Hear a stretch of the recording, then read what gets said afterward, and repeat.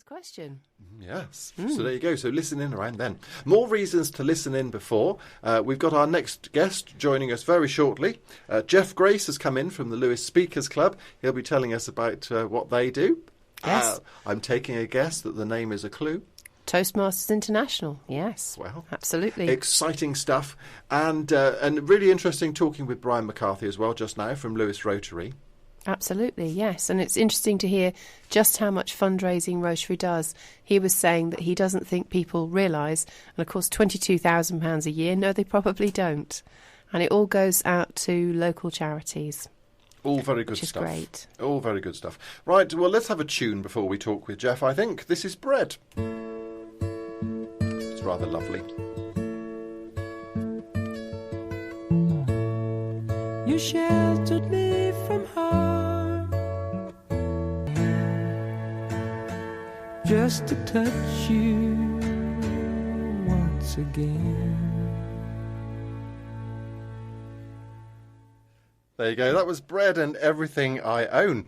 It's 16 minutes to 8 o'clock. Our next guest has sat before me and he's keen. It's like he's about to do a boxing match with Mike Tyson or something. Good morning to you, Jeff. Good morning to you, Deano. Hello. How are you doing? Well, blimey. I know you're from Toastmasters International. I'm going to have to turn the microphone down. Oh, sorry. Down. For the back. No, that's fine. Okay. It's your big booming voice. Well, thank you. Thank you. I do my best. It's a demonstration of the skills and the talents that you have. Oh. So thanks ever so much for coming in. This was arranged via Twitter, so you're actually our first ever guest arranged solely by Twitter without any human contact. Wow, that's a first. I feel privileged. Neither of us have needed to speak to arrange to be in this point. Wow, that's a first, and ironically, that's exactly what we're here to do. So yeah, I'm looking forward to it. It should be awesome. It's the speakers from Lewes Speakers who don't need to speak to turn up. I know. That's pretty impressive. This is the club that I went along to speak at the inauguration of as mayor.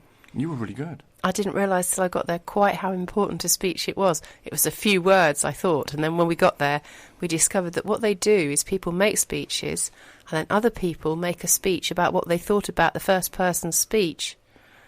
And that's quite awesome. And so you were there to speak to a whole load of professional speakers. Mm-hmm. No pressure there then, Ruth. No. The thing is, to be fair, we are a complete mix of people. We have people who are absolute beginners, and we have people who are long-standing veterans. And the idea is everyone learns from everyone else. So actually, when Ruth came along, she was quite an exceptional speaker, I have to say, and we did learn and share with her when she was there. But that's one of the great things about speakers. You have a whole plethora of people from every walk of life, and there's always something to learn, something to share, and something to enjoy. We have a great time. So it's what is it, a club, and how long has it been going? Well, we date way back to 2013. We just celebrated our third birthday. We are a club. We meet in the White Hart Hotel on the 2nd and 4th Tuesdays of the month, 7:30 is the start time. And yeah, it's a club. It's not for profit. It's not religious. It's not affiliated to any political party. But if you happen to be religious or political or affiliated with any particular enterprise, we're more than happy to take you on board and just really work with you on your speaking skills. And so, is it about sort of practicing public speaking, or do you actually get hired out for events, or can people book you to come and speak at their event or their dinner? Well, indeed, some people do, but by and large, it really is just if you wanted to get good at, say, badminton or get good at golf, you join a badminton club or a golf club. You know, we are a speaking club. We focus solely on the art of the spoken word, and we work as a team to develop that. And we also work on our leadership skills. And how we do that is we actually divide the meeting into subcomponents that individual members are responsible for, everything from keeping note of the time to actually running the meeting as the compere. And you find that the only way to get good at that kind of skill is to actually take it on board and face it head on. It's very impressive. People have timed speeches, so it's not any of your lax discipline about speaking for a bit and then sitting down again. You are told your speech should be between 7 and 9 minutes long in my case. And a grammarian listens to you. This was especially alarming.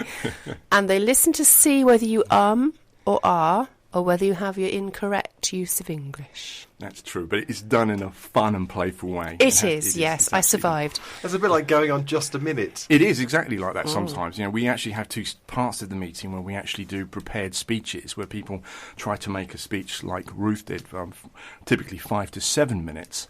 But then, of course, we have the second half of the meeting where people do not know what they're going to have to talk about. They have literally the time it takes for them to walk to the front of the room, and they have to try to make 2 minutes on a topic. They have no idea what it is. And the only way to develop that skill, that sort of, as we call it, elevator pitch instinct, is to do it again and again. And we joke about it saying the most fun and yet the most terrifying part of the meeting. It is a good laugh times out of 10. So what sort of people It's civic life. That's civic life. He's just summed it up. I'm just thinking what sort of people you get coming along to this. Is it people who actually need to do public speaking as part of their job? Maybe they do presentations or something like that for work. Or is it people who just fancy it as a hobby? I think everyone there has a kind of direction that they want to gain in public speaking. We have every walk of life. We have authors, we have artists, we have teachers, we have funeral celebrants, we have inventors, we have pretty much a whole plethora, age between 23 to about 73. And it's really for anybody who has understood the fear of standing in front of a crowd of people and knowing what it's like and just overcoming that. And it's a very liberating thing to see, not just for yourself but also for the other members of the club. It's great fun. It really is enjoyable. It's funny, it's one of those things that people are sort of afraid of. If you ask people, what scares you, speaking in front of a large group of people is probably top of the list. Do you get people coming along who are doing it as sort of aversion therapy? I have seen, I think one speech comes to mind, this was a few years back, where somebody was asked to do the impromptu speaking. It was a lady, a lady of senior years, we'll politely put it. And she managed about 10 seconds before breaking down into tears. And the group, the team, we just, encouraged her, we brought her on. And over the period of time, I remember looking back and thinking of that first speech. And when she was giving a 10-minute charismatic speech to the room, I'm thinking, man, that first speech, the contrast was just fantastic. Yeah. So yes, it can be, in cases, a form of therapy for some people. And how long have you been doing it yourself then? How did you get into it? I only meant to do it for a short period. I started actually back with the Eastbourne Club. Lewes didn't exist then. And about 5 years I started. I got very much into it. I enjoyed we have contests twice a year, and I quite enjoyed entering them. And after getting a lot from it, I decided that I wanted to give something back. And I remember walking along the High Street in Lewes and seeing the placard outside the White Hart Hotel, thinking, my goodness, this is where Thomas Paine spoke. Wouldn't it be awesome to have a speaking club in there? I thought, that'll never happen. But I shared it with a few members of the team. We got talking and momentum began. And lo and behold, Lewes Speakers came to be 3 years ago. And so, yes, in answering your original question, 5 years, but Lewes Speakers has existed for 3, and that's really been to date, my greatest achievement in Toastmasters, I would say. And they really are very friendly. So despite all the grammarian bit and the speaking about your speech, it does come across as a room of people that want you to go and be okay in front of them. They don't want you to fail. No. So it might sound a bit forbidding, all these different rules and things, but it is. I found it an amazing experience. And they were just so friendly and so welcoming and enthusiastic and so skilled. Other people gave speeches they had prepared on topics, and unlike mine, which had of necessity a beginning and a middle part, my ending bit was right because the red light went on and I wasn't sure quite what was supposed to happen. So I just went, and in conclusion. That's a good skill to have. Which I just stopped. And they said that one of the weaker things about it was there wasn't really a developed conclusion. It was more a sort of reaction to a red light going on. Yeah, we actually we have our hecklers, not often, but you get the old person who heckles and we have a bit of a joke. It's not, in as much as we have rules, because speaking I'm sure somebody who works in radio knows you have to control, how things go. You have to have control, there's an element of control in this, but we do have a heck of a lot of fun. And laughter is, often uncontrollable. That's something you have to learn to deal with as a speaker. There's a tip. If somebody starts laughing in your audience, don't let them finish, then carry on. Don't talk over laughter. There's a free tip. Never tread on a gag. Though. Oh, never. Yes, exactly. Enjoy the moment with the laughter. Well, I see from your website you've got the Toastmaster International logo on there. So is this some sort of international organisation that you're part of? Yes, we are. We're actually part of Toastmasters International. That was actually founded in 1924, so it's just a little over 90 years old. It was started by a chap in California, and he identified the need to have a safe environment for people to develop this key life skill. The chap's name was Ralph Smedley, and since then it's now expanded. There's now over 330,000 Toastmasters worldwide, speaking in over 15,000 clubs. So we are part of a very large organisation, and there's national meetings, there's international meetings, believe it or not, there's actually a world champion of public speaking elected every single year. Now, I think back to, we used to do public speaking at school, as everybody did, and I think a lot of places they have it as sort of a debating society. Is this about giving a speech more than actually debating, or are those sort of similar skills? There are. We work through different manuals which set targets and goals, and we do even, believe it or not, simulated radio interviews. But in answering that question, there is a debating aspect to it. However, it's not so much the point. I mean, for example, if somebody gave a speech on why their football team was the greatest football team that ever was, and you coincidentally just happen to support their main rivals, as a Toastmaster, you're supposed to assess the quality, the development, and the giving of the speech, rather than saying, well, actually, you're wrong, I totally disagree with you, my team is superior. You know, you take that, you try to, I say, emphasise try, you try to take that out. But yes, so it's not a debating society, it's just the skill and the development of public speaking. And do you get to go to events? Can people actually sort of book you as for a wedding or something like that as the Toastmaster? Well, the thing is, there's actually, I should make a clarification here, because in the UK, we're the only country where this does occur. There is a profession called a Toastmaster in the UK, where a chap turns up. You may have been to events where he has a red coat. Yes, exactly. My lords, ladies and gentlemen. Yeah, we're not that. Right. We're nothing to do with that at all. So that's a complete thing. We're part of Toastmasters International. It's the public speaking and leadership. And our members do get, we've got funeral celebrants, we've got wedding celebrants, we've got authors who have to get, we've got inventors, we've got all kinds of people who, not directly through, oh, you're a Toastmaster, come speak, but you have a profession, you have a skill, we need to hear it and please share. And that's how we do get booked that way. Excellent stuff. Well, stay with us, won't you, Jeff? We're just going up to the news, so we'll have a bit of music, have a bit of news, we'll chat some more. Really interesting stuff. Thank you. Actually, yes, it sounds great. Talking with Jeff Grace from Lewes Speakers Club. More from him, the other side of this. This is the Village People. Go west. Not too far west, though. Far as Brighton, then you're in another county.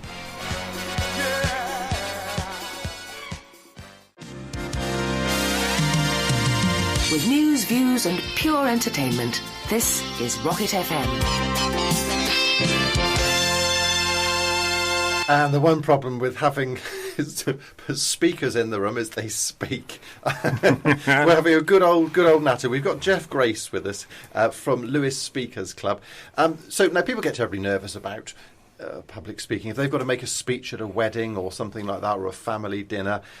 So give us your top tips then for people if they're going to be speaking. Yeah, sure. I think the biggest one, I think, that's often shared and is, for me, very powerful, is that you can actually speak a whole lot slower than you think you can. And have your mind be thinking of what you're going to say next, rather than talking so very quickly. So that would be the first one I'd give. The second one I'd give is, humour can occur often when you don't expect it in a speech. You'll put a joke in, you think, oh, okay, no one laughed at that. And then suddenly they will laugh at something else. And if that happens, if laughter happens unexpectedly, enjoy the moment. Don't tread on laughter, as they say. That's the tip there. No, make the most of it. Exactly. It's like a gift, isn't it? It's like, oh, great, let enjoy the moment. I meant to do that, really, even if you didn't. Practice, of course. It's such a cliche, but to practice. And I'm going to add a fourth one, of course, perhaps most important. Join Lewes Speakers Club. It's, the great... I had to get that one. No, very good. Well, there you go. Well, people should. And how can they go about joining? Well, we meet on the second and fourth Tuesday at the White Hart Hotel. Joining up, it's £50 for 6 months, or if you pay by direct debit, it's £45. And when you come along to the club, I would suggest the way that people typically join is they'll come in. They can just come and observe the meetings. You don't have to speak at them. Come see what you think of it. See if it's for you. And then, of course, if you like that, they sign up. They pay their fees. And then, of course, they get on the programme, they get their manuals, they get everything from the States, and you start speaking. And it really is that simple. It's very straightforward. They're manuals from the States? There's paperwork to go with There this. is, yeah. Well, the thing is, it's not just random. We start off on what we call the Competent Communicator Manual, which has 10 speeches in which they work on things like your body language or the structure of your speech or working with visual aids or how to say things. But the first speech is the most simple. It's called the icebreaker. And that way people introduce themselves to the whole room, and it's a 4 to 5 minute speech. But yes, there is structure to it. And then, of course, once somebody gives a speech, they have feedback on that speech from the room, but also from an assigned evaluator who will give a 2-minute speech on their speech straight after. And this is the pressure that you've been under, Ruth. You've done this. I have done this, yes. It was an extraordinary experience. I've just confessed to Jeff that my instructions before I went weren't as complete as they might have been. I was just told you're going to be saying a few words. I didn't know till I got there that I was the inspirational speech of the evening. So what I was doing was rather more than he thought, in that I hadn't had a chance to prepare that. I just spoke. More credit to you. Ruth, when you two just speak, you are an inspiration. Yes, well, I desperately hoped I would be, because it was their inaugural do, and I felt I had to find something at least vaguely interesting to say. I was told it was the role of public speaking in my life. And at the moment I got told that, I thought, this is a bit of a doom, the role of public speaking in my life right now, but never mind. So we asked the nice lady who was explaining it all to us how long I had to prepare before. Well, it'd be about 15 minutes before you're on, she said, because it's just the introductions. And poor Nick, good morning Nick, was standing next to me, and I could tell he was trying really hard not to have silent hysterics. He thought it was very funny, because every single extra thing that got added, like somebody will make a speech about your speech and there will be a grammarian listening and don't and ah, he just thought it was funnier and funnier, because he said to me, you're going to do this? I said, well, I've got the mayor's chain on. You just do it. Whatever it is you're told to do, you just got to get out there part of the job. Yeah, the umming and the ahhing, now that's difficult. I mean, that's something we need. We need somebody twisting our arm behind our backs while we're doing this show. Anybody on the radio here, you're trying. It's like just a minute. You're trying to speak without going more. What's the next speech that you've got lined up then, Jeff? You've got a big one coming up? Well, ironically, it ties in well to what we're doing, because I've got through the 10 speeches, which is the initial 10 we do, and I am now a competent communicator, and I have the letter CC after my name, believe it or not, as with all the people who've done it. Very cool. That just means they're copying you in on an email. Exactly, yeah, you're right. But we now move on to, you have a whole choice of what we call the advanced manuals, and I wanted to work on a couple that would be applicable to my life. So I've gone for storytelling. I do that in competitive speaking, and also I went for working on video, because I think, and doing the sort of thing we're doing now, working we actually will simulate what we're doing. And believe it or not, rather than do that, I'm actually giving a speech that I'm being evaluated on right now, because one of our members is listening to this speech that I'm doing, this interview, and when I return to the club, I'll get feedback. So my next speech, in answering your question, is actually this one, and then I'll probably do one where I'm the interviewer, and because that's also part of the presenting to video manual. So that will be one after this, presenting to video. Well, so we're being evaluated, Ruth. We are. I feel a black mark has been placed against my name. Oh, no, be positive. Be positive. It's just me. It's just me. Well, I hope they give you 10 out of 10. Thank you. We give you 10. Should we evaluate him now? What do we give him? I think he's splendid. He's enthusiastic. There's content. He's speaking properly into the microphone rather than disappearing his head off somewhere else. So he's not tapping the floor. There's an there. He's not tapping the floor or squeaking the chair or anything. We have all kinds of people coming, and he's got stuff to say. So I think good. He's certainly got stuff to say. It's been really interesting chatting with you. It's been excellent. Thank you very much. Thank you. No, it's been really good fun. Jeff Grace from the Lewes Speakers Club. If you want to find out more about the Lewes Speakers, you can go to their website. It's lewesspeakersclub.co.uk. There's a link to it from the Up with Deano and Ruth show page on the Rocket FM website. Thank you, Jeff. Thank you. Thanks. Well done, that man. We're going to be talking to Stephen next from...